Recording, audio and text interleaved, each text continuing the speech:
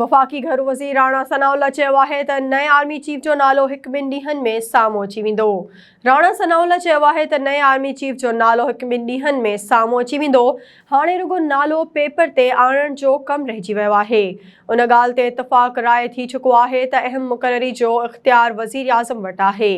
वफ़ाक़ी घरू वज़ीर मूजिबि हींअर का बि अहिड़ी ॻाल्हि नथो करणु घुरां जो फ़ैसिले खां अॻु अफ़वाह पखिड़िजी वञनि। मुंहिंजो तजुर्बो आहे त हसास फ़ैसिलनि खां अॻु इतफ़ाक़ राय थींदो आहे। राणा सनाउल्ला वधीक चयो त मुशावरत जो मतिलबु कंहिंखे इख़्तियार ॾियणु नाहे हूंदो। वज़ीर आज़म कंहिं सां बि मशवरो करे सघे थो। हतमी फ़ैसिले जो इख़्तियार वज़ीर आज़म वटि ई आहे। मुंहिंजे ख़्याल में अहम मुक़ररी ते घणी देरि मुनासिब नाहे। वफ़ाक़ी घरू वज़ीर जो चवणु हो त असां PTI वारनि सां त ॻाल्हायूं, पर इमरान ख़ान उन्हनि जी बि ॻाल्हि नथो मञे। शाह महमूद कुरैशी हिकु दफ़े चयो त ही चरियो आहे, असांजी ॻाल्हि ई नथो ॿुधे। परवेज़ खटक, शाह महमूद कुरैशी ऐं फवाद चौधरी सां ॻाल्हियूं थींदी रहियूं आहिनि।